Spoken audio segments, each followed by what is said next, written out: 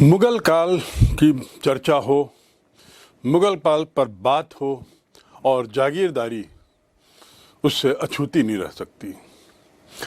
जागीरदारी प्रथा यह एक तरीके से मनसबदारी प्रथा का ही एक करप्ट रूप माना जा सकता है। ये जागीरदारी जैसा शब्द से ही पता लगता है, इसका जागीर से कुछ लेना देना था। जैसा मैंने पहले बताया कि मनसबदारों को वेतन नगद में दिया जाता था और कभी कभी उन्हें जागीर भी दी जाती थी। बस यहीं से यह प्रथा एक तरीके से बढ़ने लगी, पनपने लगी। वास्तव में अकबर के काल में ही ये जागीर देने की जो प्रथा थी वो शुरू हो गई और ऐसे मनसबदार जिन्हें नगद के बदले भूमि दी जाती थी, जागीर दी जाती थी, वे जागीरदार कहलाए। जागीर देने का मकसद क्या था? हो सकता है नगद की कमी रही हो सकता है कर व्यवस्था को बनाए रखने के लिए इनकी मदद ली जाए। अर्थात ये जो जागीरदार हुए, ये जागीरदारों का केवल एक ही कार्य था, एक ही मुख्य कार्य, और वह था राजस्व कर वसूलना। तो इस प्रकार मनसबदार लोग धीरे धीरे जागीरदार भी होने लगे और अब उनके पास राजस्व वसूलने का जिम्मा आ गया, कार्य आ गया। समय के साथ साथ ऐसा हुआ कि ये जो जागीरदार थे, ये अपने मनपसंद की जागीर मांगने लगे और इन्हें दिया भी जाने लगा। साथ ही औरंगजेब वो एक कदम और आगे गया। दक्षिण भारत के जो सरदार लोग थे, दक्षिण भारत के जो बड़े ताकतवर एक कौम हुआ करती थी, सरदारों की बड़े सरदार, इन लोगों को खुश रखने के लिए, इन लोगों को अपनी तरफ बनाए रखने के लिए, खासकर दक्षिण में जहां पर औरंगजेब सतत रूप से विद्रोह और विरोध झेल रहा था, उनको खुश रखने के लिए उसने बड़ी बड़ी जागीरें इनको दे दी। इस प्रकार जागीरदार एक तरीके से स्वयं एक सत्ता केंद्र हो गया, क्योंकि जितनी बड़ी जागीर उनकी थी वे उस क्षेत्र को अपने को सर्वे सर्वा समझते थे।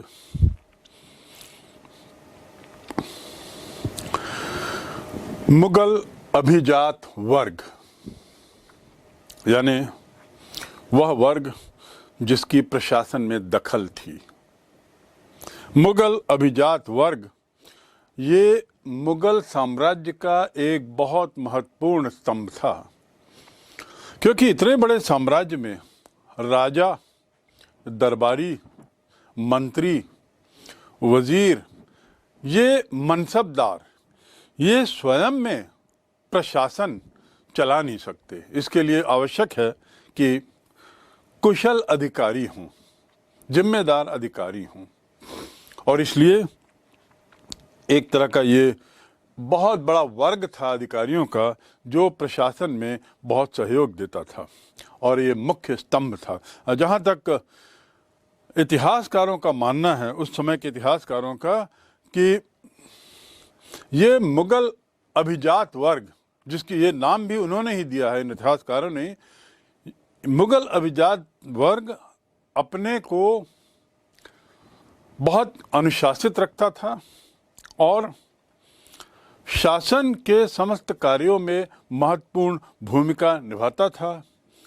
ये लोग सामान्यतया सम्राट के वफादार हुआ करते थे, सम्राट के प्रति पूर्ण रूप से समर्पित रहते थे और एक तरीके से किसी ने उदाहरण भी दिया है कि एक गुलदस्ते की तरह थे। गुलदस्ते में, इस गुलदस्ते रूपी अभिजात वर्ग में सभी धर्म के लोग थे और सभी धर्मों के लोगों के साथ ही साथ इन लोगों को विभिन्न तरह के कार्य दिए जाते थे, जिसमें धर्म, जाति आदि की कोई पूछ नहीं होती थी। उस समय शाहजहां के काल में एक ब्राह्मण हुआ करता था जिसका नाम था चंद्रमान। चंद्रमान नाम के ब्राह्मण ने एक पुस्तक लिखी और उस पुस्तक का नाम था चार चमन। चार चमन यानी बगीचा, बाग। तो चार चमन पुस्तक में उसने विशेष रूप से इस अभिजात वर्ग के लोगों का, विशेष रूप से प्रशासनिक अधिकारियों का उसने बड़ा विस्तृत वर्णन किया है। अभिजात वर्ग जिसे हम कह रहे हैं, ये खास तौर से ये अरब, ईरानी, तुर्की, ततार, रूसी, अबिसिनियाई राजपूत और उसके साथ ही भारतीय मुस्लिम, ये मोटा मोटा इस अभिजात वर्ग का हिस्सा हुआ करते थे जो प्रशासन में अपनी दखल रखता था और जिनकी जड़ें प्रशासन में बहुत गहरी बैठी हुई थीं। अकबर ने योग्यता के आधार पर राजा टोडरमल को वित्त मंत्री का उच्च पद दिया।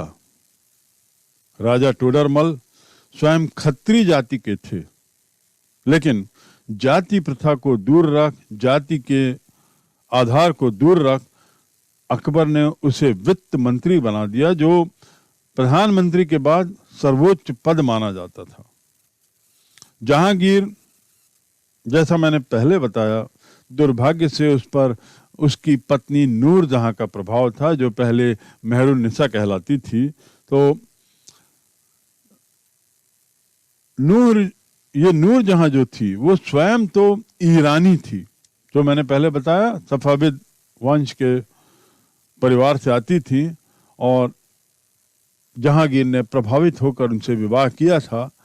तो इसलिए नूर जहां की एक कमजोरी बड़ी स्पष्ट दिखाई देती है कि स्वयं ईरानी थी, इसलिए उसने ईरानी मूल के लोगों को अपने दरबार में ज्यादा पदवी दी, ज्यादा पद दिए।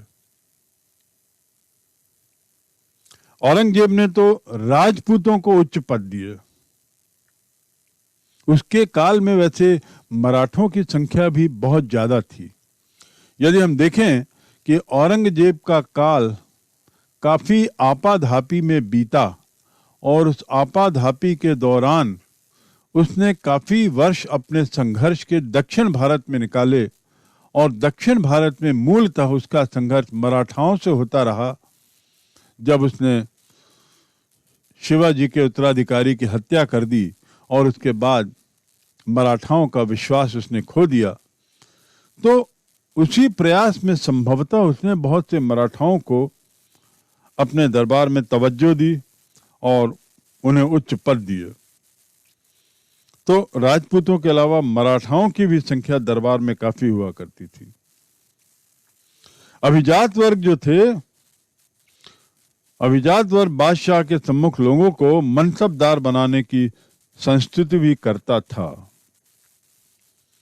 तजबीज एक ऐसी याचिका है, तजबीज, जिसके तहत अभिजात किसी उम्मीदवार को मनसबदार बनाने के लिए सिफारिश करता था, अनुरोध करता था।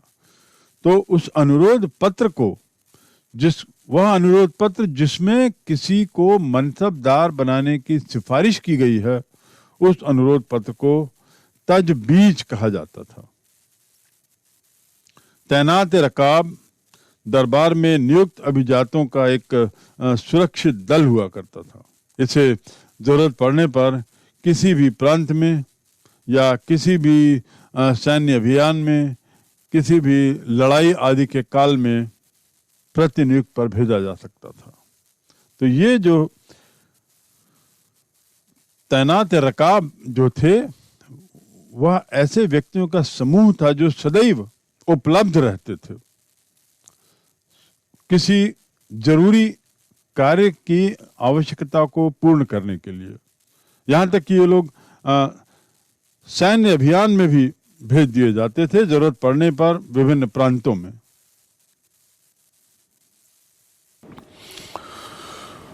सूचना तथा साम्राज्य। इतने बड़ा साम्राज्य, इतना विस्तृत विशालकाय, लगभग आज के पूरे भारत को समाता हुआ और बल्कि उससे ज्यादा, ऐसे साम्राज्य को चलाने के लिए आवश्यक है कि कुछ सटीक और विस्तृत आलेखों को तैयार करने की कोई समुचित व्यवस्था हो। सटीक और विस्तृत आलेखों को तैयार करने और तैयार करवाने की समुचित व्यवस्था हो, तभी संभव है कि इतने बड़े साम्राज्य को सुचारू रूप से चलाया जा सकता है। तो इस प्रकार साम्राज्य का एक मुख्य काम यह भी था कि उनके जो भी आदेश हैं, उनके द्वारा दिए गए जो भी फरमान हैं, उनके द्वारा दिए गए जो भी दस्तावेज हैं, जो भी दरख्वास्त आदि हैं, वे सब समय पर बने, समय पर उनको लिखित किया जाए, समय पर उनका आलेख बनाया जाए। प्रशासन में इसीलिए एक बहुत बड़ा तबका हुआ करता था मुगल कालीन प्रशासन में। उसका नाम था, उस तबके का नाम था वाकिया नवीस। वाकिया नवीस अर्थात वे दरबारी लेखक। तो दरबारी लेखकों को वाकिया नवीस कहा जाता था और इनकी संख्या बहुत बड़ी थी। जैसे चित्रकारों की मैंने बताई संख्या और अन्य वर्ग के लोगों की, इसी प्रकार इन वाकिया नवीसों या दरबारी लेखकों का एक बहुत बड़ा विशाल समूह हुआ करता था। और इनको देखने के लिए, इनके कार्यों को परखने के लिए, इनके कार्यों पर नजर रखने के लिए एक मंत्री हुआ करता था जो समय समय पर निरीक्षण करता था, समय समय पर व्यक्तिगत रूप से इनसे संपर्क करता था और इनके कार्यों पर नजर रखता था। वो मंत्री कहलाता था मीर बख्शी। तो इस प्रकार ये वाकिया नवीस तत्कालीन वर्ग के, तत्कालीन समाज के एक बहुत महत्वपूर्ण अंग हुआ करते थे। ये वाकिया नवीस एक तरीके से दरबार में जो भी आवेदन पेश किया जाता था, अर्जियां पेश की जाती थीं, इसके साथ ही जो दस्तावेज दिए जाते थे, शासकीय आदेश, फरमान, इन सब का आलेखन करते थे और इनके द्वारा ये एक तरीके से, सुगठित तरीके से वाकिया नवीसों द्वारा ये सब आलेखन का कार्य होता था मीर बख्शी के निरीक्षण में।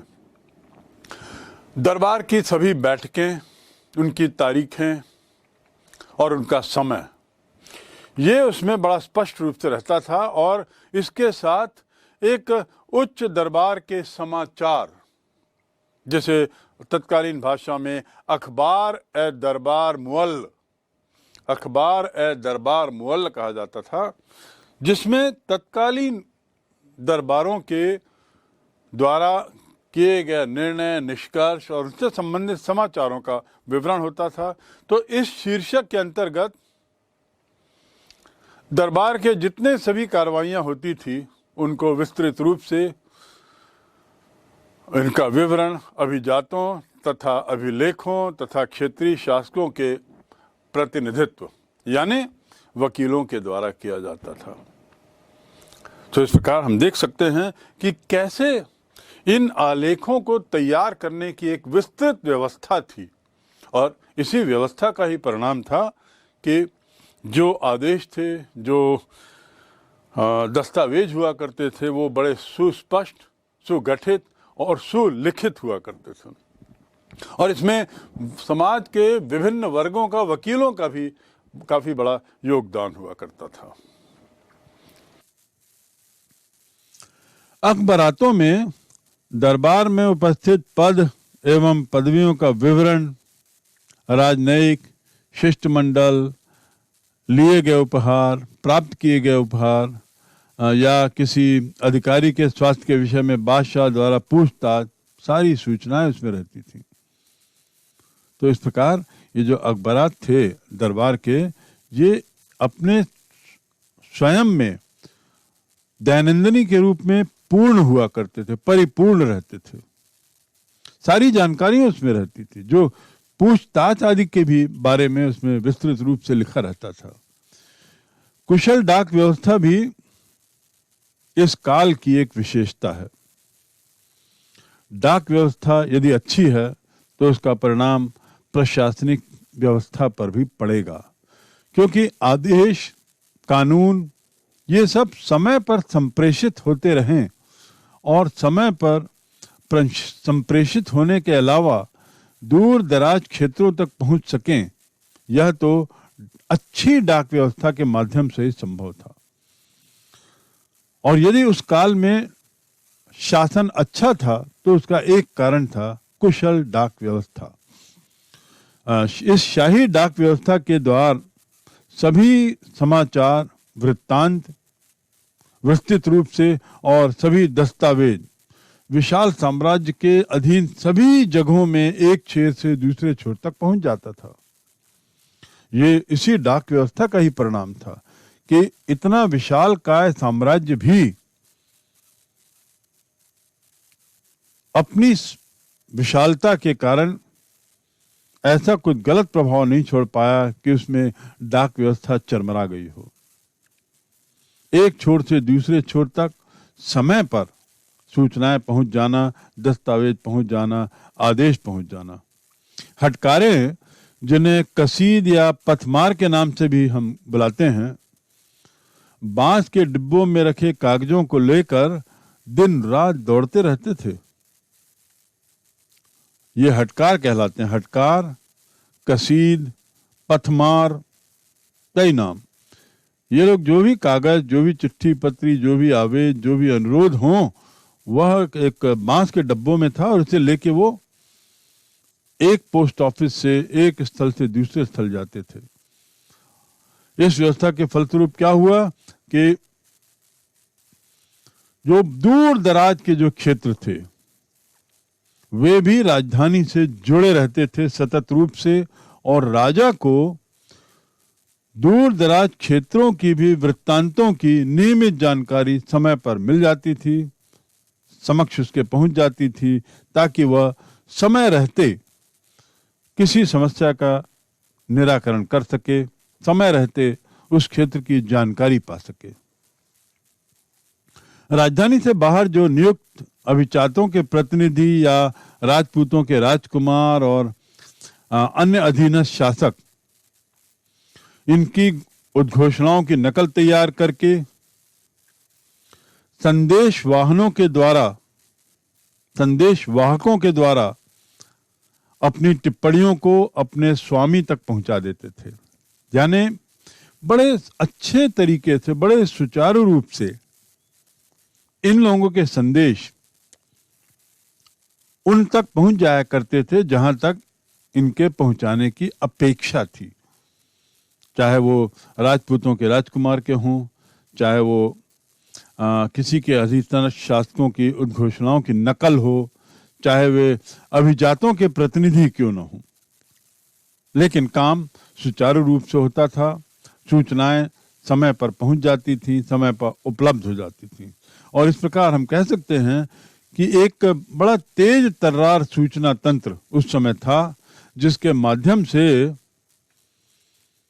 सारे समाचार, खासकर सार्वजनिक समाचार जो जनता से जुड़े हुए हों, वो पूरे देश में फैला दिए जाते थे। निस्संदेह ये एक अपने समय की एक बहुत बड़ी व्यवस्था थी, बहुत आश्चर्यजनक व्यवस्था थी कि ये सुनिश्चित करना कि सतत रूप से राज्य राजधानी और दूरस्थ स्थलों के बीच सतत रूप से राजा शाही व्यवस्था और जनता के बीच में जन संवाद इन पत्रों के माध्यम से होता रहे, ये वास्तव में एक बहुत बड़े आश्चर्य की बात है।